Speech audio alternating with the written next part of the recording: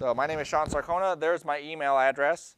The best way to get a hold of me is by email. I'm hardly ever in my office. Typically when I come into the college, I drop off my lunch, I come in here, and this is where I set up camp for pretty much the entire day. I started here at 8 a.m. this morning, so I'm here all the way until 11 p.m. tonight. So Monday, Wednesday, anytime that day, that's where I'm at. I have my phone number there in case you want to just hear what my voice sounds like. You can just call it and listen to my voicemail, I guess. Here is our section, our Monday, Wednesday, 8 p.m. to 11 p.m., room number 127. Required materials for the class. Obviously, a writing utensil is important. Does anyone not have a writing utensil today? Everyone has one? Excellent. I recommend you need a notebook, something to take notes in. I recommend this, which is an Everlast Rocket book. Has anyone seen these before? Okay, a couple people. If you're not familiar with them, what they are is basically like a dry erase note paper, and that sounds kind of annoying. But what you can do is you can write your notes down. On the bottom of every page, there's like a little icon. These icons are tied to some storage device you have on the internet somewhere, like a Dropbox folder or something. When you do your notes, you check that box, you take a picture with the application, the smartphone app, it automatically uploads that picture to your device. So for me, I'm always like, you know, what was I writing down earlier? What were my notes from that meeting or whatever? So I can write my notes, mark that, take a picture, and automatically it'll start categorizing all my stuff for me, which is really cool.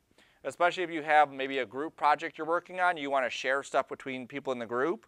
If one of these boxes goes to a shared folder and everyone has that same thing, they can all share the same stuff to that folder, which is, again, really neat to have. You can also erase the pages.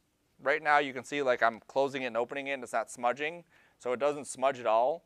There's an eraser on here. You can use a wet wipe or a washcloth and wipe the pages off, and you can reuse the book over and over again. There's also other colors for the pens you can get too. So I recommend that, definitely not required, but something good to have. You will need some kind of sketchbook. These are two examples of sketchbooks. How many in here are in the Media and Communication Arts program?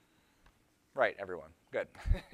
So everyone in this program should have a sketchbook. You should be sketching at least every day, every week, something like that. For this class, you'll be sketching every day, okay? So all of our assignments that we do, before we get to using the actual assignments or doing the actual assignments, we should have some kind of sketch that we've done ahead of time. It doesn't matter where your abilities lie as far as sketching goes. The idea is that we just start to visualize on paper before we actually get into the computer, okay? This is a 10 pages one, so if you've never seen this, whoops, again, I'm losing it. There you go. So these are just 10 pages. They're nice. Your drawings, like, you know, they look kind of fancy, but they're very difficult to scan in case you wanted to do anything with them. And this is just plain white paper, a lot easier to scan, but they don't look as fancy. You also get more pages in this one. So we'll get more into that. So make sure you have some kind of sketchbook. You can draw more images on one page. It's not like one page is for one image and that's it. Utilize that as best you can, okay? I also recommend getting a fidget cube, chewing gum, silly putty, something to keep your brain occupied. Especially when I'm up here lecturing, it helps to have something going on besides you just sitting there looking at me. If you take notes, it obviously helps. Typically, I have playing cards with me, and what I'll do is I'll just kind of shuffle them just to keep my brain kind of engaged in the dialogue, what's going on. External hard drive of 250 gigs or more. That's a good thing to have for this class. We will not use 250 gigs. We'll probably use about 100 gigs at the very most, okay? But 250 is good because it gives you some buffer in case you want to back up your backups and backup inside that same folder. So you can get these pretty cheap on Amazon and wherever else. People ask me, you know, which one should I get? So I would just show you how I decide how to buy anything on Amazon. I look for the device, external hard drive. And then I go down to 4.5 stars. And then I find the one that meets my price range, meets my specs that I'm looking for. I found this one earlier. It's a 2 terabyte for $68. That's a pretty good deal. A year ago, that was nowhere near that price. You also want to get one that is not a desktop drive. If you've seen these are typically the bigger, chunkier ones like this that need an external power adapter. You can get them, it's just clunkier and not as secure as just those small ones you can put in your bag. One cable, that's all you need. All right. So you'll need at least 250 gigs. You can get by with a little thumb drive, but sometimes, usually people want to end up working off of their drive, and the thumb drives are not really good for that. The bigger drives you typically can. The thumb drives you shouldn't, because they're not meant for it. A pair of headphones. Because I record everything, obviously you want to be able to listen to it, so you would have headphones on so you don't disrupt the rest of the class. I also recommend at least 4 to 6 hours of work per week outside of class for you to actually go through and make sure you're absorbing the information and making your stuff look a little bit better. Our goal in this class is not just to get an A in the class or not just to get through it. Our goal is to make portfolio pieces that eventually could end up in a demo reel, in a portfolio that give you a job at some point. That doesn't happen unless you're putting in extra time, okay? So at least 4 to 6 hours outside of class I would recommend setting aside. I also recommend any After Effects or motion graphics books. This is just an optional thing. It's always good to be able to break away from technology and just have a physical book you can just kind of page through and see a tutorial and see different techniques that people are using. Even if the book is maybe 5 years old, those concepts still apply. They may be done a little bit differently now, but they're still applicable, okay? 10 years, probably not. 5 years, you're still good. You can get stuff from the library too. Some stuff you can get on Amazon really cheap, but I don't know. The stuff I looked at earlier was not very cheap. I also recommend a Pluralsight account. They used to have this at our bookstore, but they don't anymore. Someone asked and they were out, and they don't know when they're getting them in. But if you go to Eastern Michigan's website for their bookstore, even though you're not an Eastern Michigan student, you can still buy stuff from their bookstore, and Pluralsight is one of those things. So this is $175.50 through them, and it's a 12-month subscription. In this class, we're going to go through motion design through After Effects, learning these tools, but we are not going to go anywhere near the depths of what After Effects is capable of doing. After Effects is a huge program. There's so much stuff you can do and so many different avenues you can take it. We just literally, for this one class, we don't have the time. But you may find you really want to go deeper in some areas. That's where Pluralsight can come in, okay? Also, you may want to go into more detail for, let's say you forgot Photoshop. Who took Photoshop within the last year? Last 2 years? Okay. Have you touched it since? A little bit, right? So at some point we may get into some Photoshop. We will get into some Photoshop. So if you don't remember that Photoshop stuff, YouTube is a great resource, but there's a lot of junk you have to filter through before you find something that's good. Pluralsight, like everything is good on here. And they have our stuff, which is all the Adobe products, all the 3D stuff, video stuff, any of that. They also have like data management. They have architecture. They have manufacturing. They have business. They have information and cybersecurity. Okay, and you get all of this, all these tutorials for $175 for the year, which is again an excellent price. And just so you can see, if I search After Effects, you'll see 37 hours of After Effects stuff here. And there's other courses that incorporate After Effects with their stuff. And there's, for Photoshop and some of the other things, there's like 5,000 hours or something. It's ridiculous.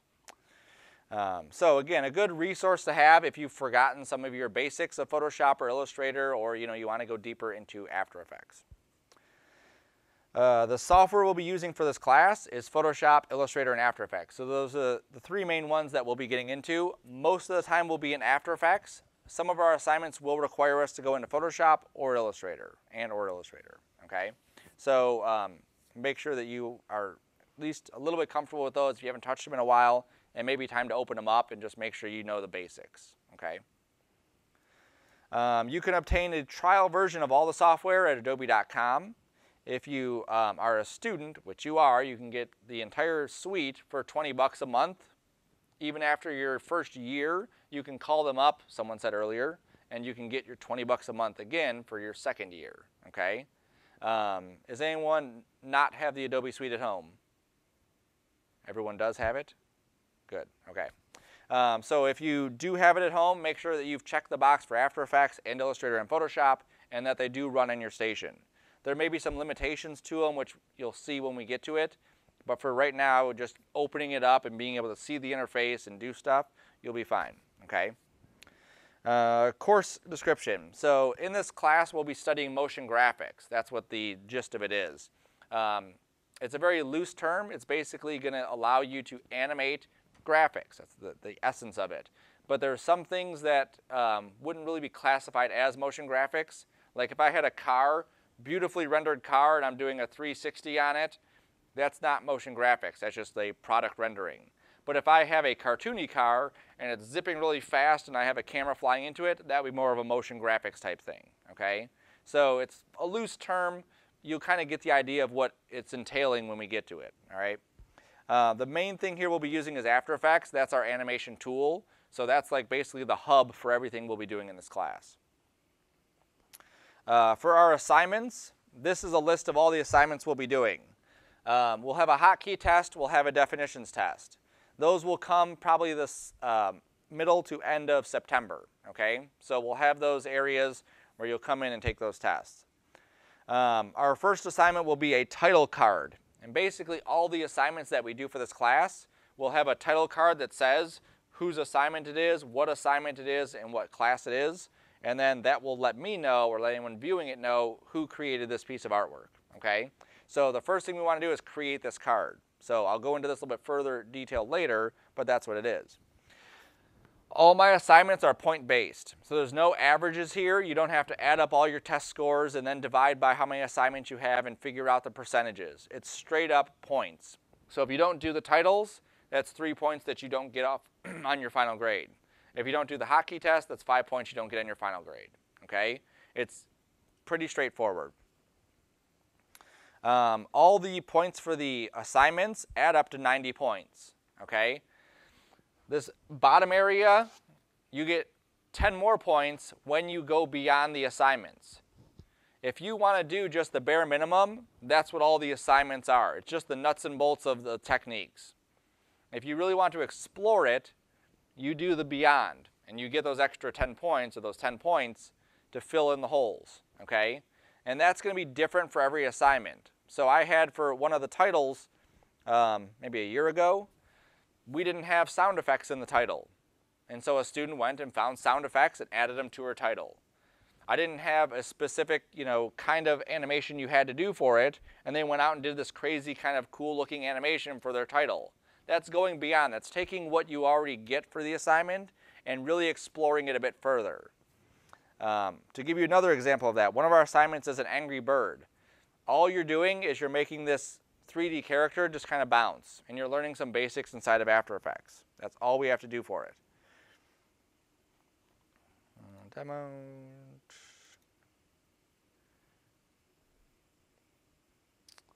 That. I have to go into the right folder, which is there. Well, maybe not. I just organized my folders, so something is not in the right spot.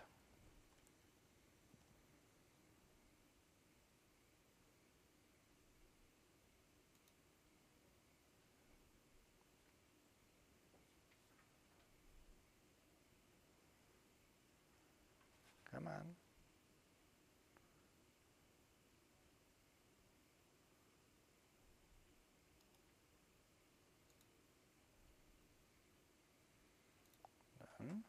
Heard. There it is.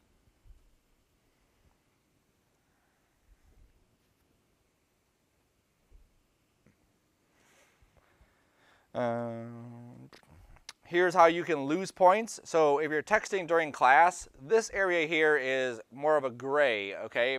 If it becomes an issue where you're texting more than you're working, then I can start deducting points. Typically, it's not an issue. If you're texting during a lecture, that's a definite no-no because then you're not paying attention to me. If you have attendance or absences, you get points deducted as well. Extra stuff here, not taking notes, talking or working during lectures, and so on. Keys to success. So these are things that I found throughout my years of teaching that are just keys to success. showing up to each class on time, ready to work, paying attention during your lectures, taking notes, ensuring you understand what's required, working during class, doing your homework, meeting deadlines, asking questions, and pushing your skills. The more time you spend understanding what we're trying to do on each assignment, the easier it's going to be, obviously, for that assignment, but also for future assignments. Setting keyframes, some people get stuck on how do I set keyframes? And they don't take the time to go through and just try to figure out how do you set keyframes and how do I make this work so that they can understand it. I can sit up here and talk all day long about keyframes, but until you get it in your head about how to do it and you play with it enough, it's not going to sink in, it's not going to make sense to you, right? It's kind of like if you're a band teacher, you can talk about the trumpet all day long, but until someone actually goes there and they practice it over and over and over again, they're not going to understand how it works, okay? Keys to failure: missing classes or constantly being late, socializing, making excuses why your work isn't done, guessing what's required, not taking notes, and then turning in work as you feel like it. Of those, the guessing what is required is something that is always gets me. Sometimes you'll get stuff like animate this thing bouncing 3 times, and they may have it bounce 2 times, or they may not have it bounce at all, and all it does is just slide across the screen, okay? So make sure you understand what's required so all the effort and time you put into an assignment is worthwhile. Otherwise, you just wasted however many days you worked on it. Cool. Any questions on that sheet? No? All right. Moving on to the next sheet.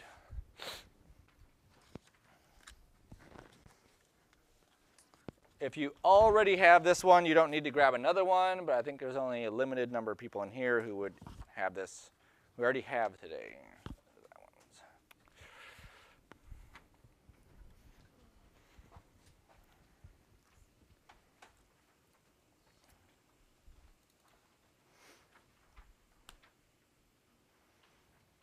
All right, so the first page of this says, begin with the end in mind.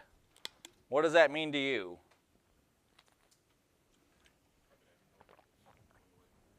An end goal? Yep.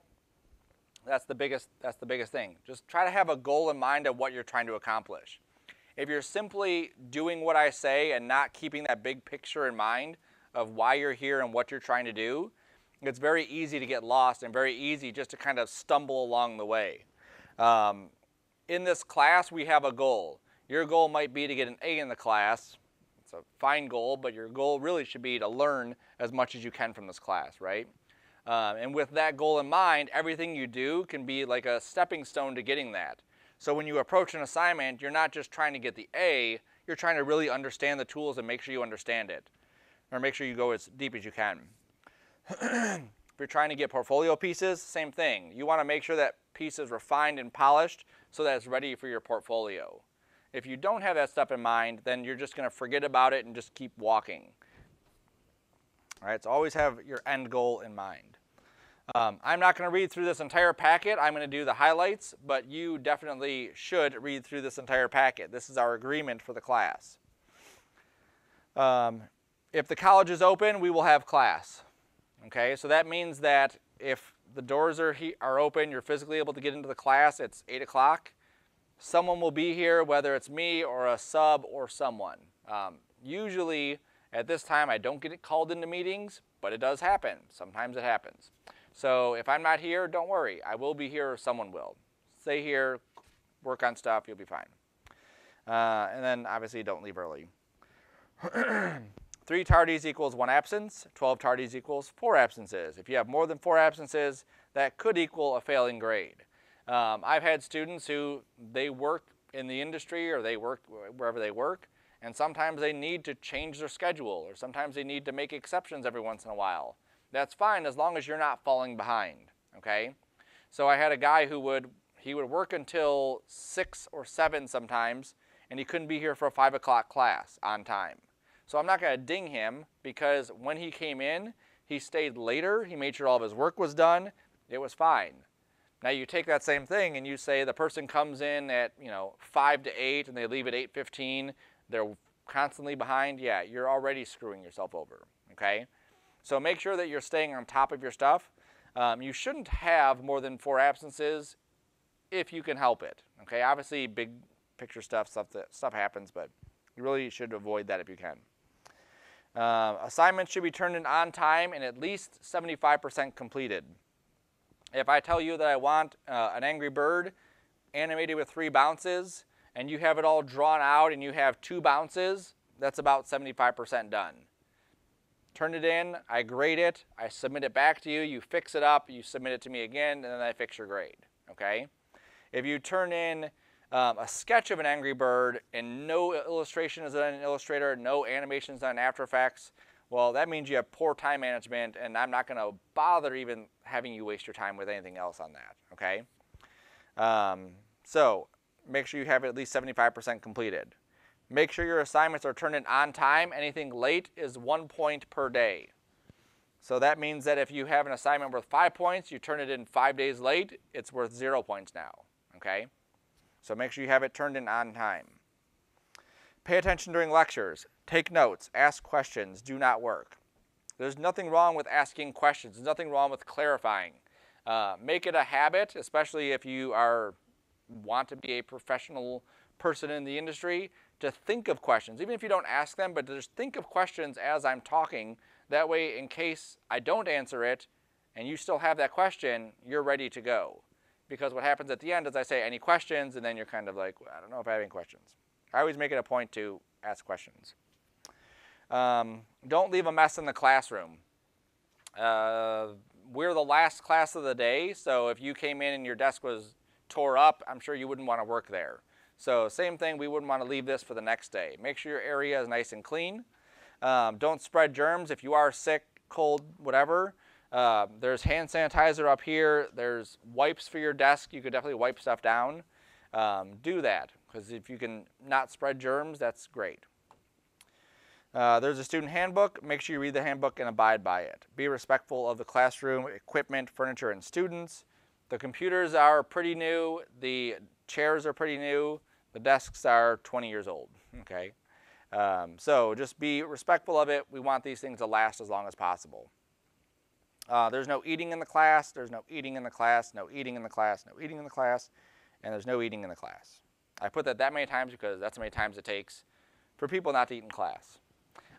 If you saw the labs when the lab aides went through it before we were really strict on no eating in class, you would see that in some areas of under the desk, there's like a grade divider on your beige desk. They would lift up that grade divider, and sometimes they would find mold, sometimes they would find bugs, sometimes they would find like ant nests or ant hills here from people's food that just gets cluttered. So don't eat in the classrooms. You can go into the hallway area and eat. You can go into S lobby and eat. And if you get here early enough, the hub, which is the college's like food area, is open until 7:30. So if you needed to, you can go over there and eat as well. Doing the work. So anything that you turn in that it's not your work is plagiarism. So if you turn in somebody else's work, they came over and they did half your assignment for you, and you did the other half, well, technically, that's like a 50-50. That's not 100% your work, so you shouldn't turn that in. You don't understand the tools if somebody else had to do half your assignment. If you grab someone's file off their computer and you turn it in, that's also stealing. You shouldn't do that.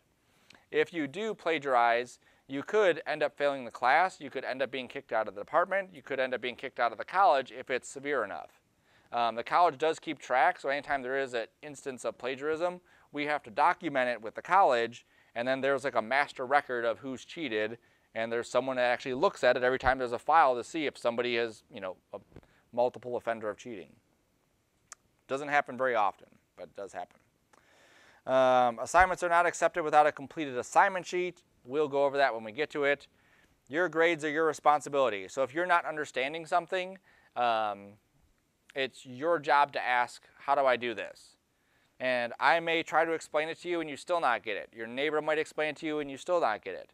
You might have to go to YouTube and watch a video about it. You may have to read about it. You may just have to sit there for 2 hours on this one thing and try to figure that thing out, okay? Because there's nothing that says that I'm a magician and can just implant knowledge into your head. I do the best I can, but it's, you know, I can't control everything.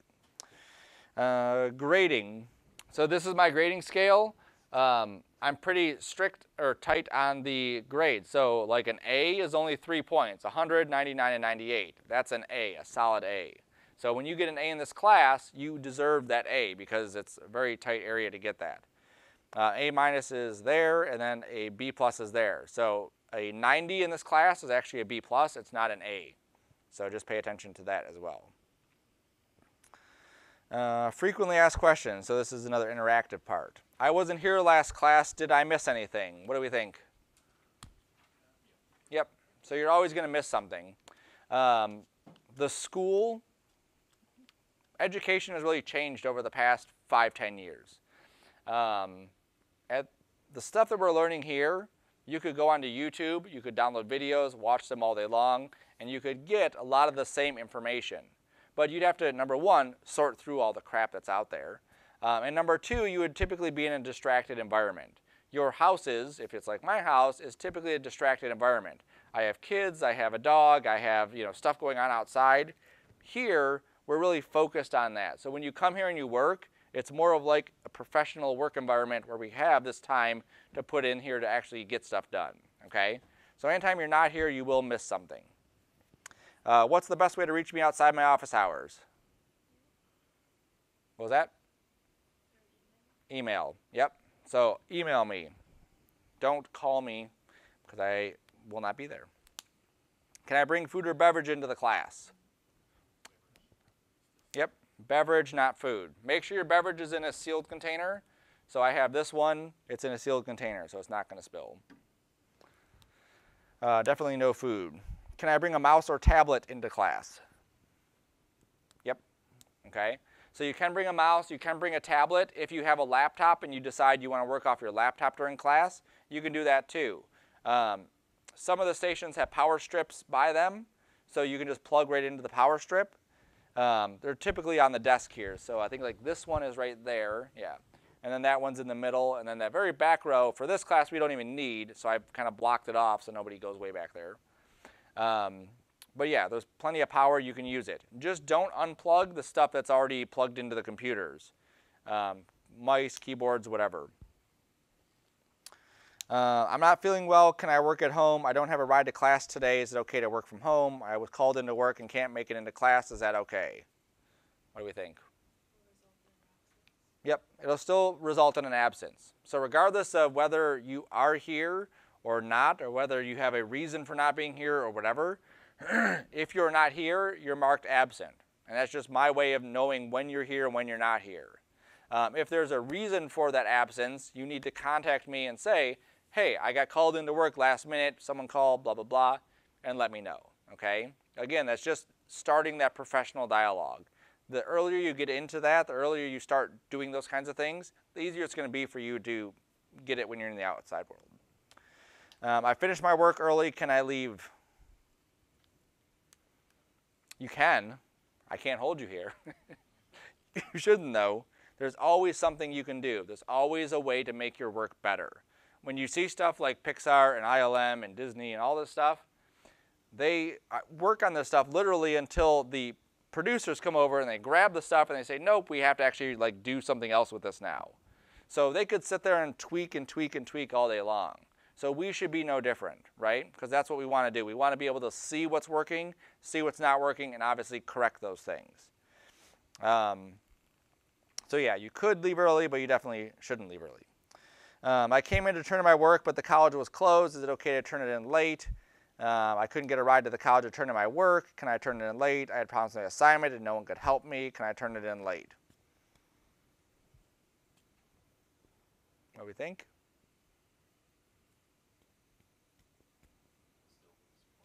Right, you still lose points, right? Regardless of why it's late, you still lose points, okay? Now, there might be an instance your hard drive crashed the last minute and you lost everything and didn't back it up. I'm forgiving, but I'm also, have a level of forgiveness. If it's every assignment, magically something happens right before it's due, you're just not being prepared for that kind of stuff, okay? So make sure you turn in your stuff on time, at least 75% done, and make sure you have backups. If something happens, your computer crashes, your hard drive crashes, something, it happens to all of us. Make sure you have a copy. Like I have a Dropbox folder. I have my stuff backed up there. I have my laptop, stuff's backed up here. I have another computer at home, stuff's backed up there. I have thumb drives, stuff gets backed up there, okay? So try to back up your stuff as often as you can. That way you have it in multiple spots. Any questions on that sheet? All right, moving on to the next one. Again, if you have this one, you don't need to take an extra copy of it. I think that should be enough there. And 3 there.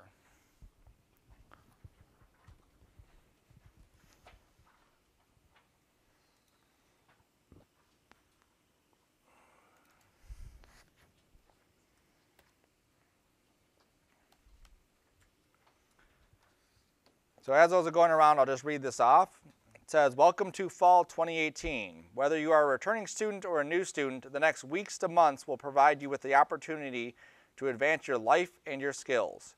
Consider how much knowledge can be obtained while watching a 2-hour documentary. Sitting on the couch and seeing a story gives you insight into areas you may not have had any previous information. Knowledge without application is meaningless, though. In the 96 hours of class time, you will gain an extreme amount of information and the ability to apply it. If you do not push yourself to understand the tools and retain them, then why do it? You are not here to have fun, socialize, or do movie reviews. You are here to learn first and foremost. The fun will come as you get more comfortable with the tools. There's nothing wrong with socializing or doing movie reviews unless you give spoilers, as long as your first priority, learning, is handled. Don't waste your time. You're not getting any younger, the material isn't going away, and neither is the competition. You have to dedicate time to learning and growing. It will not magically come to you. At your fingertips and during each day, you will have the ability to improve an incredible amount. You also have the choice to do nothing. You can rewatch your favorite Netflix series or learn how to master animation basics. You can play video games or perfect drawing a character. Think about who you want to be and where you want to be in 5 years. The steps you take today will move you toward that person. The choices, however small, do affect you. Focus on who you want to be and the steps you want to take the steps towards it. So this is my mantra for the semester. You have that goal, you have that idea of what we want to accomplish. We can make choices every single day of how we get to that and how fast we get to that. Okay? Think about getting from point A to point B on a map. You can walk, that's definitely an option. It's going to take you forever to get there though, and you're going to be incredibly tired by the time you do. You could drive a car, you could find the quickest route, you could make sure the car is, fuel efficient and you're getting there even better and faster and, cheaper. There's 100 different ways to get from point A to point B. Our goal should be to get there with as much stuff as we can. So as much knowledge as we can, as fast as we can. The sooner we start getting these skills, the funner it's going to be, and the more we can kind of push ourselves to even do more stuff. Below that, I have some links that are important. Number 1 is contact.sarcona.net. This is an email list that I have. This class opened up.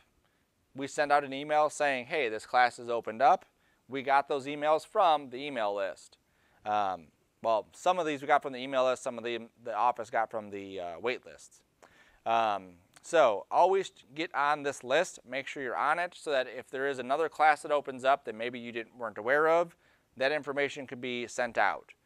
Sometimes we'll have presenters come in and we send out an email blast letting people know there's a presenter coming in, probably a good idea to make it down here to see them.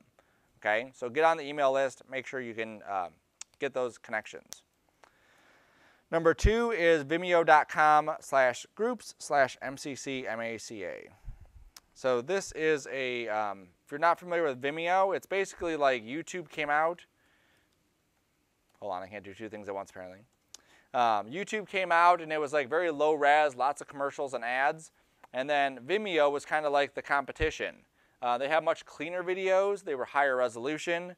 It was basically just like a upscale version of YouTube. It's still used, but it's basically used to house more professional videos. You wouldn't find the same stuff on YouTube that you would find here, okay? The good thing about this and why I'm showing it is that because there's an MCC-MACA group on there, a lot of students who are current students and past students post their work to this site. So if I go to the members area and I look up, let's see, something I haven't looked at today, I guess Nick. If I look up Nick, Nick is a motion designer, so he uses After Effects to do motion design stuff. So I can look at, that's weird, I can look at some of Nick's work. Turn that down, holy cow.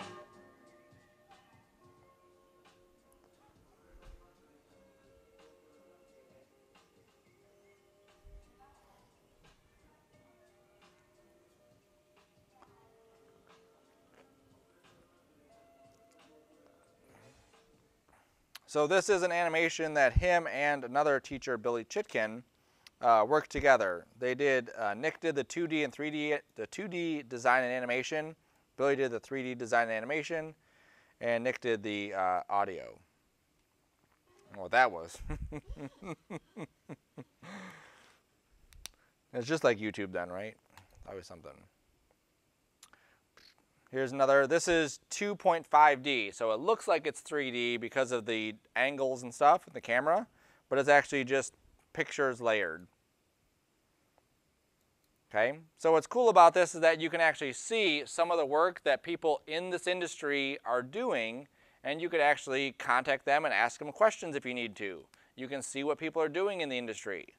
We are going to touch on a lot of topics, but we are not going to get into a crazy amount of depth on any one topic. Okay, that's why after this class there's a compositing and 2D animatics that touches on character animation and rigging for 2D, and then there's also an advanced After Effects which touches on a lot of these in-depth advanced animation techniques.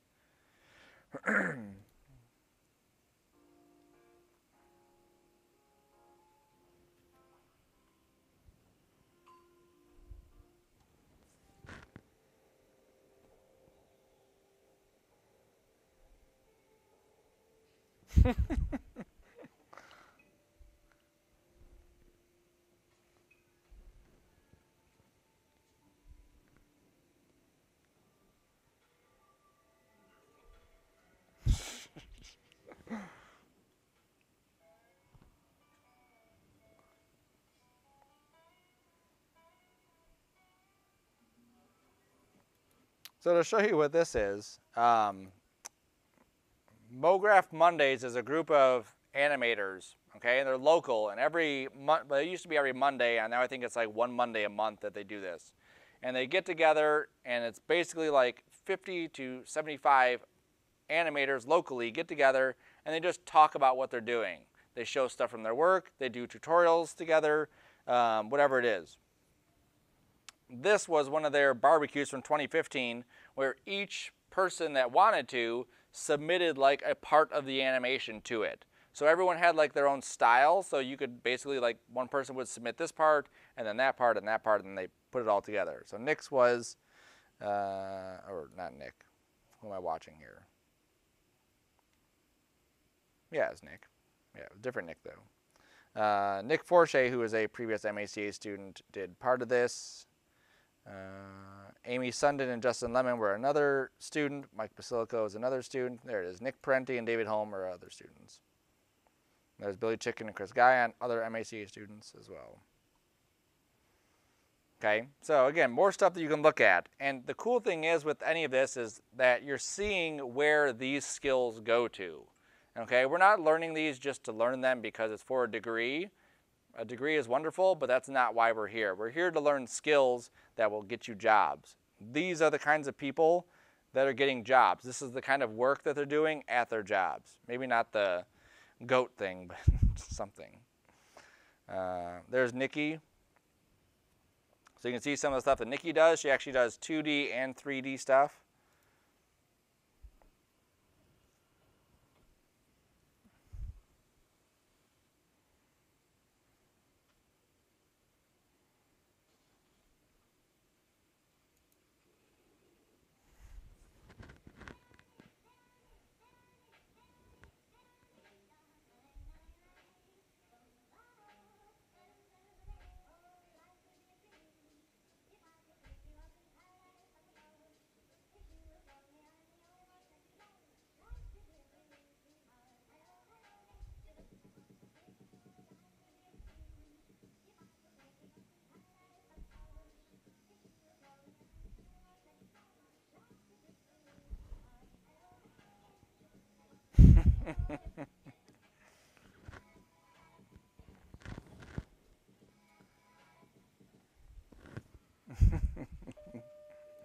So weird.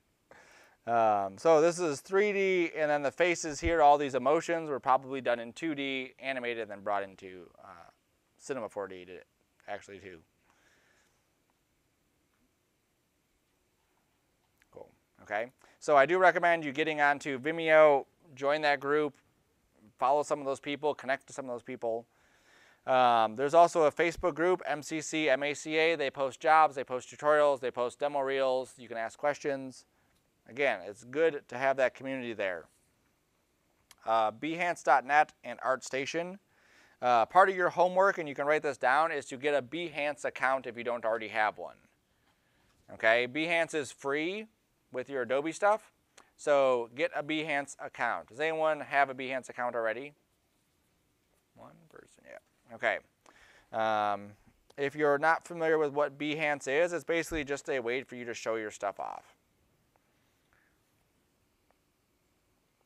That's Behance, people's work. Okay, again, good exposure to see what other people are doing, see what other techniques, styles, colors, media that they're using. You have to expose yourself to as much stuff as possible. And then ArtStation is another one, but it's more for 3D. It's a good one. 3D and illustration are like the two big things on that one. And then MotionSpire is down today, so we can't look at that. And then LinkedIn. Is anyone in here on LinkedIn already? No one. Okay. So LinkedIn is basically like a Facebook, but it's professional Facebook, meaning that you wouldn't put pictures of you partying on here. It would be all professional stuff. So if you attended a seminar, you would show you've attended a seminar on here. Imagine you have your resume. This is like a living, breathing resume. So if I click on my profile here, I have all of my experience right there. I have my education here. I have my volunteering right there. I have skills and endorsements here. Now this is where other people start putting stuff in. So I have a pending endorsement. What's that? Sure.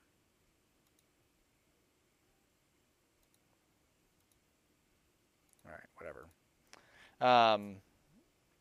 People can say, you know, if I put on there that I know After Effects, who is to say that I actually know After Effects except me? Well, this is a way for other people who have seen your work say, yes, that person does know After Effects.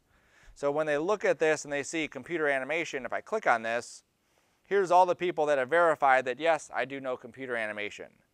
And so if Stan, who works at Macavision, says, hey, does he know, you know Sean, he works at Macomb, how well does he know computer animation? They can talk to Stan and get more information about that.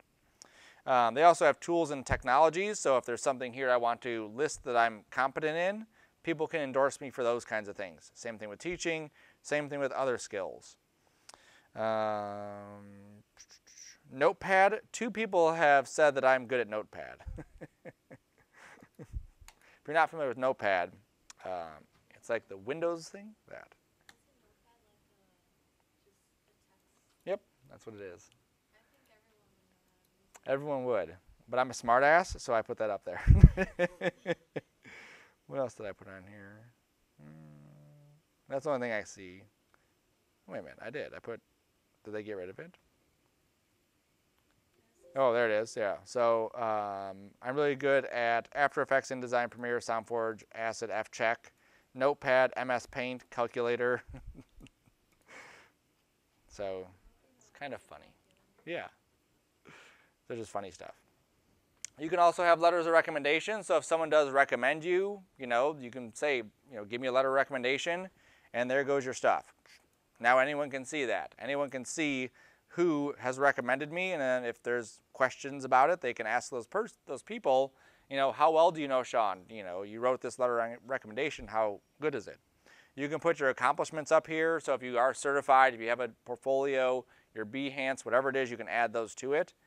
And you can also join interest groups. So unlike the ones on Facebook, which is usually a lot of complaining, these ones are where people professionally can share their work and can actually talk about stuff that is important to them. This is After Effects group, 19,000 members. If I wanted to show off my demo reel and get some critiques on it, I could load my demo reel right here and get maybe not 19,000 people, but maybe 5,000 people would look at my demo reel and give me some critiques on it, or at least look at it. What program are we in? Like department program? And what does that stand for? Right. So the media is typically not a problem for people. It's the communication arts that's the problem. We have to communicate who we are to the rest of the world. And usually people fall flat on that because they're afraid to put themselves out there. They hope that they go through this entire thing called college, they get a piece of paper, they go out into the world and they get a job, and it will not happen. You have to have a portfolio, you have to have a demo reel. But even more than that, you have to have people see your portfolio and your demo reel because nobody's going to care about it if you just have it. Same thing with your Behance page. Nobody cares about your Behance unless they see it. Nobody cares about your Vimeo page or your demo reel or your LinkedIn or any of this stuff unless you see it. So you have to go out there and be proactive and show your stuff off. And that's a scary thing to do because someone might say it sucks. Oh well. It might suck. Then you make it better. Okay? So the earlier you get your stuff up online, onto Behance, onto Vimeo, onto whatever, the more you can improve on that stuff. You can't wait until the last minute to get any of this stuff in there. If you look at, click that. If you look at my stuff, I don't know if it says a date on here, like when I joined. No, it doesn't. Nope, but I have 500 plus connections, okay? I have 500 connections over the course of probably 10 years that I've been adding to this list. And that's important because I have 500 people plus that if I found a job somewhere, they would see that I'm connected to people they probably know.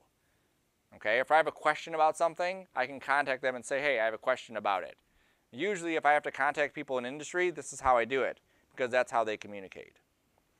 So you need to be on Behance. This isn't a, you need to be on Behance. You need to be on stuff like ArtStation.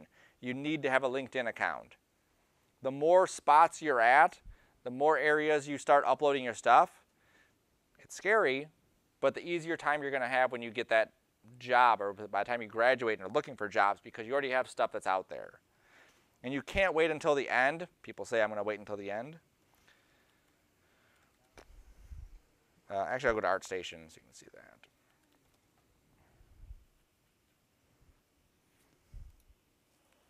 So you can't wait until the end because of this, because it says right here, when it was posted 2 months ago, it says how many likes, how many views, and how many comments. I can't get that many likes, views, and comments if I just posted this yesterday.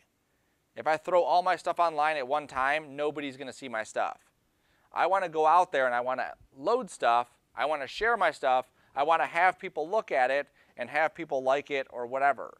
Because it's important to have that kind of stuff because you're creating a brand. Your brand is you. And so you need to make sure people are aware of your brand. That's why Pepsi buys logos and puts them on cars for NASCAR. Or they buy bags and people wear the bags around them or whatever. Because they have a brand, they want to advertise it. You should be advertising your brand. Okay? And that's how you do it. All right, the next page here is improving your work skills. So without any practice, all of these things you should be able to do tomorrow if you wanted to. Number one, be punctual. Be prepared. Be accountable. Work hard. Be committed. Have a great attitude. Pay attention and be helpful. You can have the best demo reel, the best portfolio, the best skills in the world, but if you don't have these, no one will hire you. Or if they do hire you, you're not going to last very long. Because companies need people who are punctual, who are prepared, who are committed, who have great attitudes. Because it's not just about you and what you can do, it's about a company. It's about an entire area. And so sometimes companies will take someone with a lesser demo reel or portfolio, but someone who is very good at these because they know they can bring their portfolio and their skills up if they have all of those things. Okay? Improving your learning skills. So these are things that will help you learn stuff. Obviously that's important because our area is not going to be a push button area anytime soon. And what I mean by that is if you saw any of these jobs where basically you're just like grabbing an item and then putting it on and then passing it down the line, like an assembly line type thing, there's no way that we can do that. Our stuff is too creative. There's too much stuff going on. Our stuff is constantly changing. You have to be adaptable. You have to be able to learn very quickly because there's a lot of stuff that happens year to year, month to month in this software. So number one is learning style. Does anyone know what their current learning style is, how they learn best? Visually? So just seeing someone do it? Anyone else? Mm-hmm. So hands-on is typically the first one. I'm surprised visual came up first. Right, and it is. Everyone's going to learn differently. There's no one way that you're going to learn everything the same way. So when I show you how to do keyframes, one time it may be I need to see someone do it, and then I need to do it myself. Sometimes I just need to get in there and play around with it. Sometimes it might be a mix of them, and sometimes it might be reading about it, watching other videos. It might be explaining it to someone. Don't think that just because you don't understand something that you should be just like, I can't understand this ever. Sometimes there's spots where it's sticky, and you just have to keep pushing at it and trying different ways and coming at that issue from different spots to try to figure out how do you get through to it. How do you learn that tool better, okay?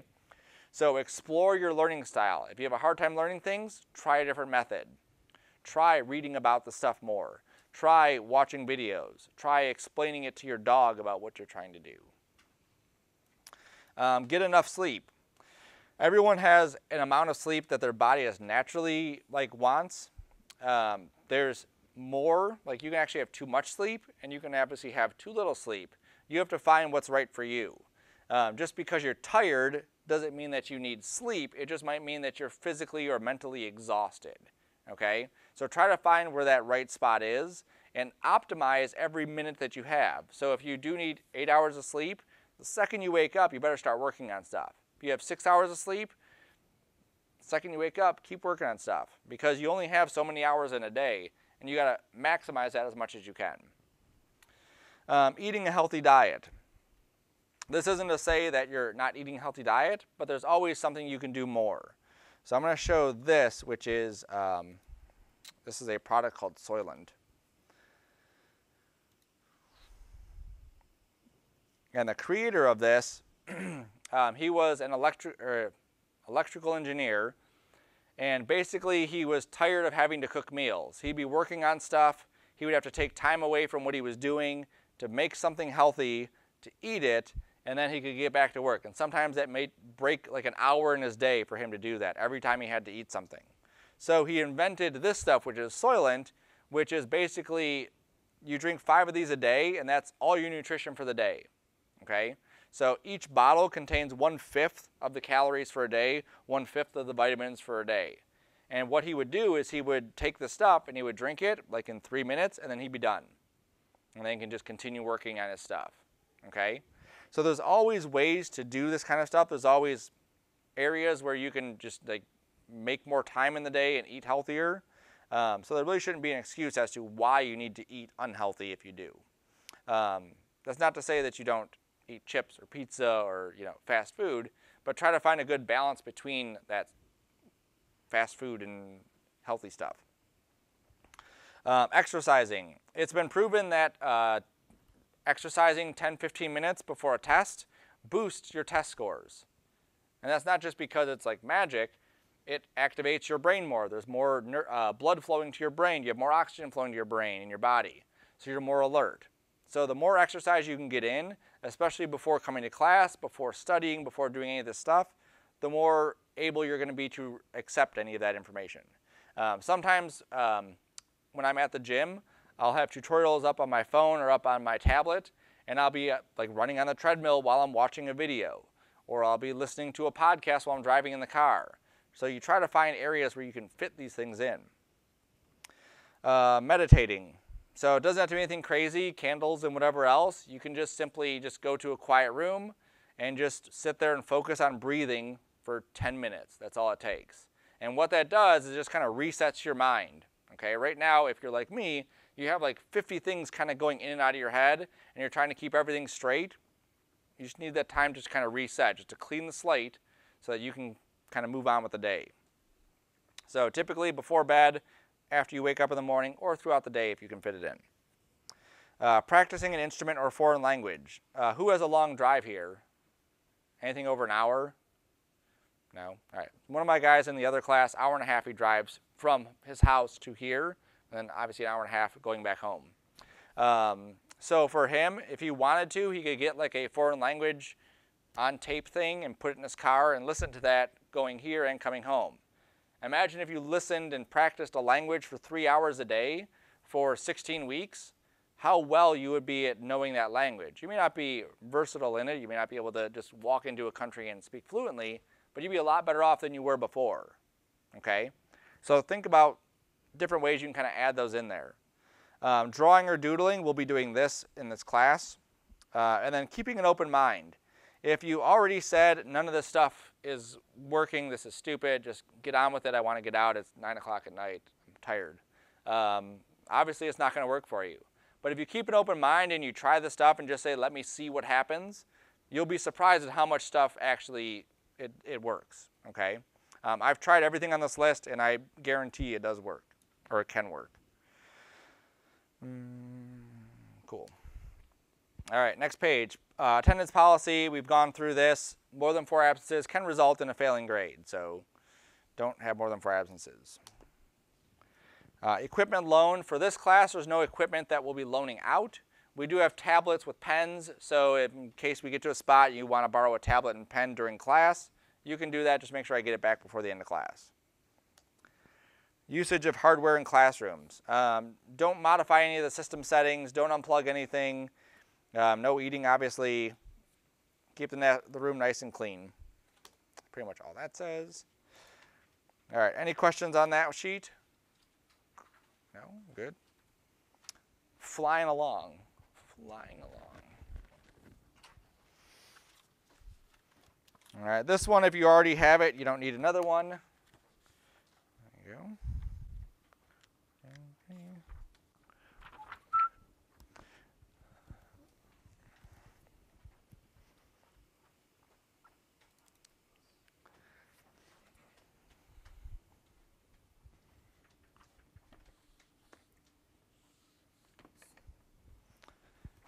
All right, so these are calendars, and the reason I pass them out is because it's a good way to keep track of stuff, when things are due. I have my calendar on my phone. That's a way that I keep track of all my stuff. That way it's very easy for me to pull it up and see what's on my calendar for the next week or month or whatever. You can put reminders in there. If you don't already have a system, start with this. Just write stuff down, put it in a spot where you can see when things are due, what's happening. You'll notice on each day, it says draw for 15 minutes.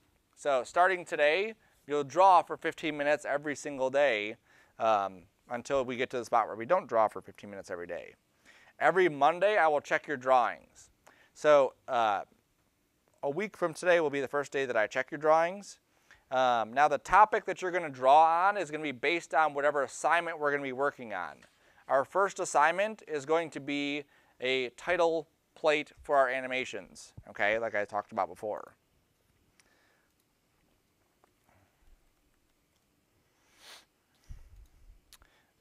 After Max.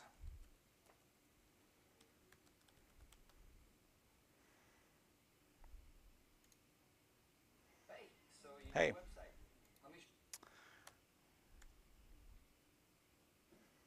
Hey, what's going on, internet? This is Josh. No matter. Yeah. I don't like that one. Hey, what's going on, internet? Yeah, I already said hey. What's going on, internet? This is Josh. There you go. In this Clean After Effects tutorial, we're going to create. So you see that title that's at the start of that? That's something similar to what we're going to be creating. Okay? But you can customize how you want yours to look. It doesn't have to be that design. It can be something similar to it. You'll see a lot of different ways that people animate text.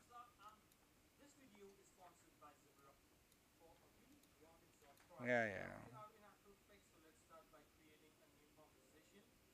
Oh, I passed it up. There you go. All right, so there's another title there. And then there's another title right after this one.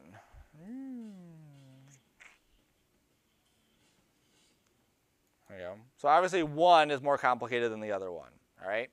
So what you're going to be sketching is different design ideas for what you want your titles to look like. And just like we start off, we start off with that end goal in mind of what we want things to look like. We wouldn't want to start off with a blank screen and try to figure out how things are going to animate onto the screen. We want to start off with what the end product looks like and then work our way backwards as to how we get there, okay? So on our title card, we're going to have 4 elements. I didn't have that up there. Oops.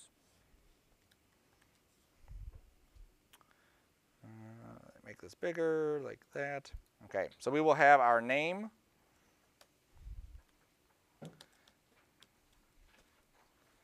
Class number. Assignment name. Assignment number. Okay? So these are the 4 elements that we will have on our nameplates, okay, or our title cards.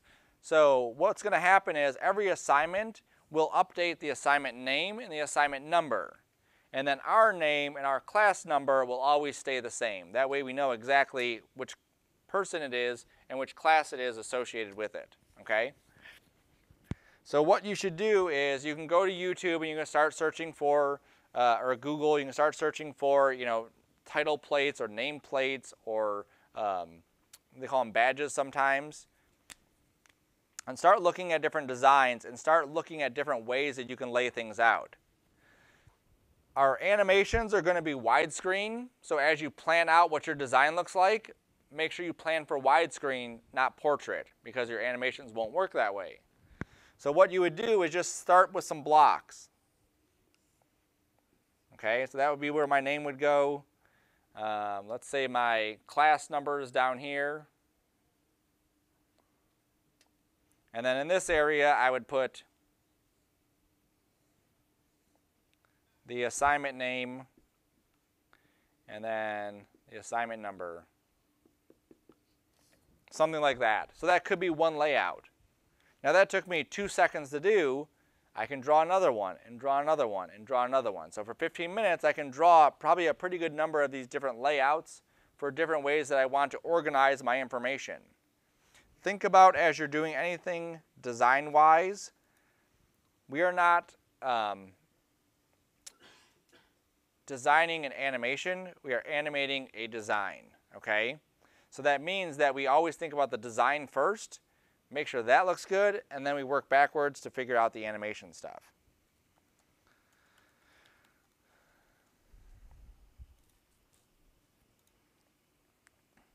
It's hard to see those. So here are some different title cards from, you know, shows and stuff. You can get some ideas for those kinds of things. Also keep in mind your design elements. Right? Things like line, shape, value, space, color, texture, size. Once you start getting a good layout for these, then you can start adding maybe some color to them. Maybe you pick the best 1 or 2 or 3 and you start defining them even further. Maybe you have a gradient in there. Maybe you have some sort of special kind of animation, something like this that you want to add into that, okay? But first we have to get the layout. How do we want to balance this? Where do we want to put our main items? What other elements do we want to put in there? And then we can think about, now how are we going to get those on there? Something like this, it might make sense to have those things just kind of like fade in. Other things, it may make sense for it to pop in, right? So once I have a design like this, it might make sense to take this assignment thing and just slide it in from the side. Have this one slide in from there. Have this one slide in from there. Have this one slide in from there. Those are simple ways to do it. Or you can do something more advanced where things like the text actually writes itself on the screen. You don't want to do too many things all at once. Like I wouldn't want to have one thing slide in, one thing write itself, one thing pop in, one thing do something else. It's too much. You want to find a nice simple way to bring your stuff together, okay? And you'll kind of experiment with that as we go. Okay, so look at all the different ways you can kind of design stuff and find a neat way to kind of show off that information. All right, we're not going to have it due next class. We're just going to start with the After Effects interface, start with some animation stuff, and eventually we'll get to that. Okay, but you'll have some ideas further as we go. So we need to do one layout every day? You draw for 15 minutes. So if it takes you a minute to draw that, you have 14 more minutes to work on stuff. So keep drawing more of them. Okay? So if you have a sketchbook like this one, you may not want to use like the whole page to draw out one of those because that'll waste a lot of paper. So just draw it small. Just get some basic shapes in there. Even if you don't even put the names there and you just focus on just black and white, what does the contrast look like? What does the balance of it look like? And you can focus on that part first. Okay?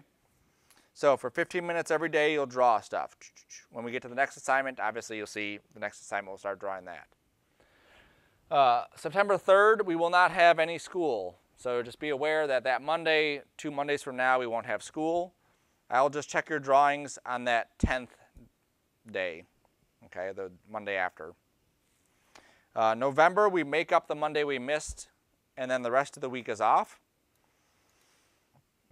And then December, we have a couple weeks, and then we're done. Okay, so the semester, even though it seems like December is a million miles away, it's not. It's going to fly, and it's going to come up really, really quick. Okay, so we just want to make sure that we're keeping track of our stuff. Also notice that at the end of week 10, I don't have any of those draw for 15 minutes anymore. This date here, the 29th of October, that's the last day that I check your drawings. It doesn't mean that you stop doing them. It just means that I'm not checking them anymore. Okay? You'll still be doing drawings. Those drawings will support your stuff. The whole reason for doing these, so that you get used to the process of, before I start animating, I need to see what it looks like. Because usually what happens is people jump in the computer, they start throwing stuff in there, and then adding stuff on later, and it looks like a mess. We have to know what we're drawing, then animate the drawing. Okay? Questions on the calendar? No questions on the calendar. Cool. I have those. Cool. That's good. Good. Okay. I'll show you just a couple quick other ones so you can see what theirs look like. Demo 25.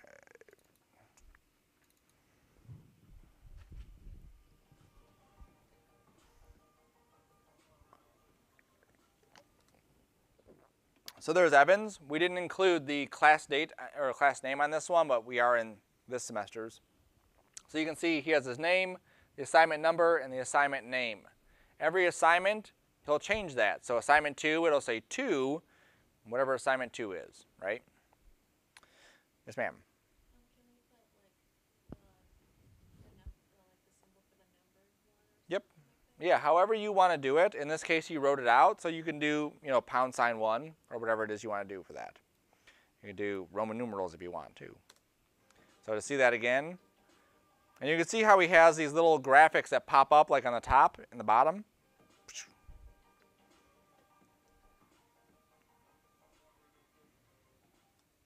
Now I'm going to tell you that that was longer than we had for the assignment. That wasn't something he was able to finish just in class. He had to work on that outside of class. Just these little animations, these little graphics here, that took him some time to do, getting them to scale in and out and move around.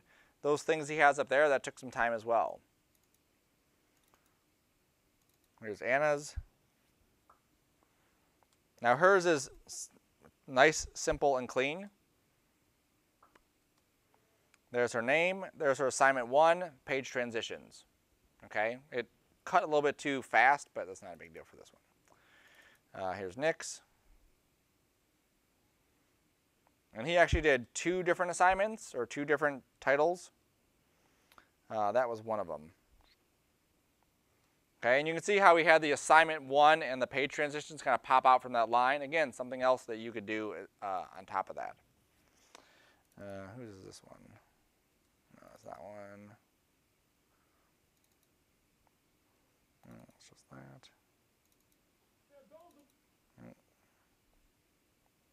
All right, that's a good example of them. Okay, so that's what we'll be doing for that one. I wanted to show this. So these are student success seminars. So if you've never seen these, the college offers these free seminars for students throughout the entire year. So basically, if you have trouble with your time management, you're trying to explore different learning styles and see how to maximize your learning style, build a resume, note-taking, they have these free workshops. And I think they're only like an hour long.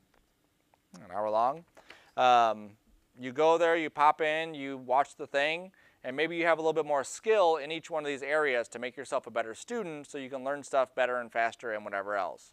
So they're throughout the year, so if you're interested in these, definitely check them out. They're only available at certain times. So like the time management one is the 4th, 5th, 6th, and 7th of September, and then it's not offered again until winter. Okay, so make sure if you are interested in these, you check it out. Typically they do them Tuesday through Friday for all of these. So if like Friday you said, every Friday at 10, I'm going to go over to Center Campus, South Campus. I'm going to go to South Campus. I'm going to check it out and see where this is. No, it's at Center and South. And you do each one of these. Think of how much better you would be at doing that kind of stuff just by getting that information and then being able to apply it in your actual class. Okay, so I definitely recommend doing this if you want to do that. I would definitely fit that in. The other thing that I have up here is career services. So if you're, is anyone in career services in the career link? No? All right. So everyone should be in that. A lot of times we get jobs from companies and the college doesn't like them to go directly through us. Sometimes, under certain circumstances, they're in a pinch, we can do that. I can direct them to where they need to go. Other times, most of the time, they go through career services. So what happens is an employer on the outside says, I need 3 students for whatever, Photoshop work or whatever the job is. They go to career services. Career services has a list of students in their system. They find students that meet what the people want, and they can pull those students aside and get them job interviews at these places. You have to go into CareerLink, make a profile, make a resume, submit your stuff, and get into the system. That way you can see what jobs are out there, and you get basically on the list of students who could be called for different kinds of jobs. You want to get a job as soon as possible, even if it's during school. So even if you can get a job 10 hours a week working at a place, that's a foot in the door. And that foot is a huge foot when you consider the fact that when you graduate, you may not have anything to go on. Some people graduate, they spend a year applying for jobs and still don't have anything until a year and 2 days or something. Okay, so the faster you can get into a company, the more networking you can do, the better off you're going to be. So definitely check these out as well. Career Services also offers interview practice. So if you wanted to practice your interviewing skills, they'll ask you questions, they'll talk to you, and then they'll give you feedback and help you build your interviewing skills. So when you do go out for a job, you're a little bit more confident because you've kind of been through it already. It's not new to you. If you've never had to go and do that, that's definitely something you want to do. If you don't have a resume, you should have a resume. At any point, I could call you and say, I need someone who knows this, this, or this. Over the summer, I had a, do I have that in here? Or whatever. I had a person from industry say, hey, I need 4 people for motion graphics stuff, freelance. We're on a tight budget, we have these things need animated. And I had to pull from the students I have and say, here you go. Call them up and see. Sometimes it happens like that. Sometimes it's more like we have 2 or 3 weeks or a month. You never know. Your job is to be prepared as much as you can because anything could happen at any point. You don't want to be, unavailable when opportunity is knocking. That stuff. All right. A couple more things and then you guys are out of here. I want to show this. I don't want to have to show it, but I do have to show it. If you were here in the winter, you probably saw this, but we're going to watch it again. This is an Alice training video. And when there was a shooting at one of the schools in Florida last winter, A lot of stuff, especially locally, started happening where local schools were getting threats about bombs and shootings and whatever else. There was a gunman spotted at center campus. They never found him, but they saw a guy with a gun going into the woods. So we have to be prepared for anything that could happen, especially at night. We're kind of like, we're here until 11. Most of the school is not here until 11.